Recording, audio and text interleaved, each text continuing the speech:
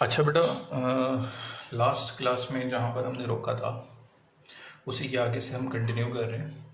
Benzene ring की preparations हमने पढ़ ली हैं और अब जो है वो हम बेंजीन की केमिकल प्रॉपर्टीज़ जो है वो पढ़ रहे हैं। बेंजीन कौन कौन से केमिकल रिएक्शंस जो है वो शो करता है।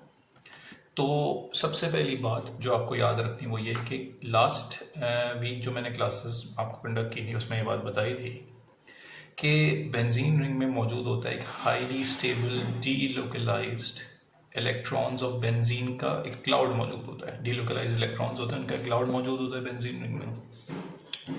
और वो हाईली स्टेबल होने की वजह से वो इतनी आसानी से रेडिली अवेलेबल नहीं होते फॉर रिएक्शन जैसे कि अल्कीन्स में होते हैं। पाई इलेक्ट्रॉन्स ईजिली अवेलेबल होते हैं क्योंकि वो लोकलाइज्ड होते हैं। तो इसीलिए इस डीलोकलाइज्ड पाई इलेक्ट्रॉन्स का जो क्लाउड है बेंजीन में, उसको ब्रेक करने के लिए कोई एक स्ट्रॉन्ग पावरफुल इलेक्ट्रोफाइल की ज़रूरत पड़ेगी जो इस कंटिन्यूस डीलोकलाइज्ड पाई इलेक्ट्रॉन के क्लाउड को ब्रेक कर सकता है। ठीक है ना, ये बात याद रखना। अच्छा, इलेक्ट्रोफाइल क्या होता है ये मैं आपको ऑलरेडी समझा चुका हूँ। एक इलेक्ट्रॉन सीकिंग ग्रुप को इलेक्ट्रोफाइल कहते हैं। तो अब उसका मैकेनिज्म कुछ इस तरीके से होता है। एक स्ट्रॉन्ग इलेक्ट्रोफाइल यहाँ पर बेंजीन रिंग पे अटैक करता है और वो एक पाई इलेक्ट्रॉन का जो क्लाउड है उसको देखते हुए अटैक करता है और उस क्लाउड की कंटिन्यूशन को ब्रेक कर देता है।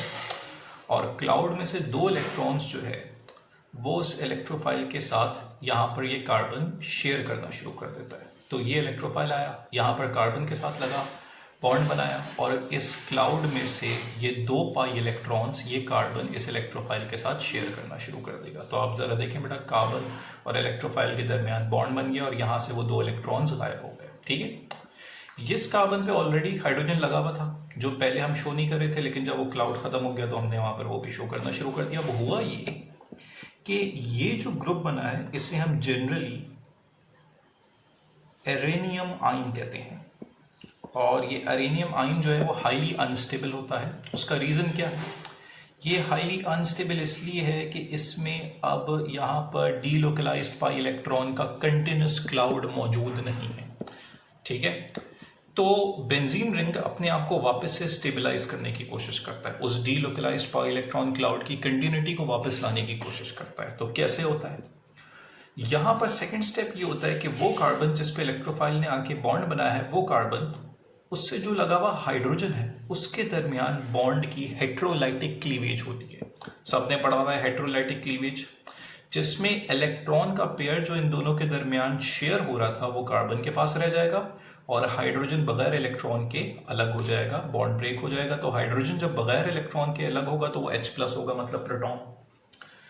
बाकी इस कार्बन के पास जो इलेक्ट्रॉन का पेयर आया इन दोनों के दरमियान बॉन्ड ब्रेक होने से, वो इलेक्ट्रॉन का पेयर इस वाले कार्बन के साथ वो वापस से शेयर करेगा और दोबारा से एक पाई इलेक्ट्रॉन बना लेगा, पाई बॉन्ड बना लेगा, जिससे यहाँ पर डीलोकलाइज्ड पाई इलेक्ट्रॉन का क्लाउड वापस से यहाँ पर बन जाएगा और ये बेंजीन रिंग वापस से स्टेबलाइज हो जाएगा। ये बात क्लियर हो गई बेटा?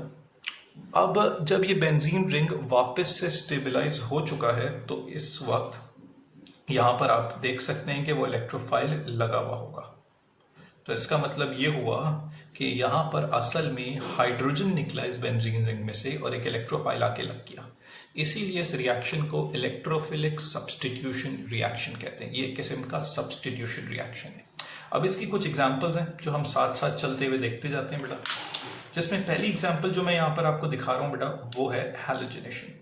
हैलोजनेशन में अगर मैं बेंजीन लूँ और उसको किसी हैलोजन के साथ रिएक्ट करवाऊँ, जैसे कि यहाँ chlorine in presence of catalyst, और वो कैटलिस्ट कौन सा है? FeCl3 ferric chloride. तो होगा ये कि क्लोरीन जाके बेंजीन में एक हाइड्रोजन को रिप्लेस करके उसकी जगह पे लग जाएगा और ये बेंजीन कन्वर्ट होकर किस में आ जाएगा? क्लोरोबेंजीन में। एक हाइड्रोजन जो निकलेगा वो एक क्लोरीन के साथ मिलके HCl बना देगा। ये एक किस्म की यहाँ पर हैलोजनेशन या इलेक्ट्रोफिलिक सब्स्टिट्यूशन रिएक्शन की एक एग्जाम्पल है जिसे हम हैलोजनेशन कहते हैं। ये पहली एग्जाम्पल थी इलेक्ट्रोफिलिक सब्स्टिट्यूशन रिएक्शन की।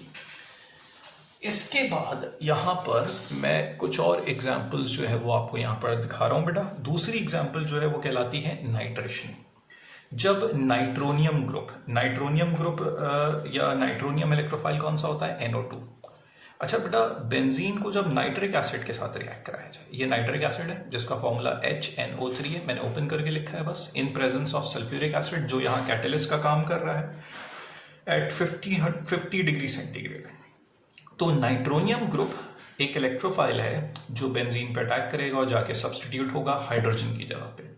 वहां से एक हाइड्रोजन निकला, वो इस वाले OH के साथ मिलके क्या बनाएगा बेटा, H2, और ये बन गया नाइट्रोबेंजीन। ठीक है, अब बाकी जो दो एग्जांपल्स लिखी उनके साथ मैंने फ्रीडल क्राफ्ट लिखा है। फ्रीडल क्राफ्ट वो साइंटिस्ट हैं जिन्होंने ये प्रोसेस जो है वो प्रोसीड या कंप्लीट किया था, इसीलिए इनको फ्रीडल क्राफ्ट अल्काइलेशन या फ्रीडल क्राफ्ट असाइलेशन कहा जाता है।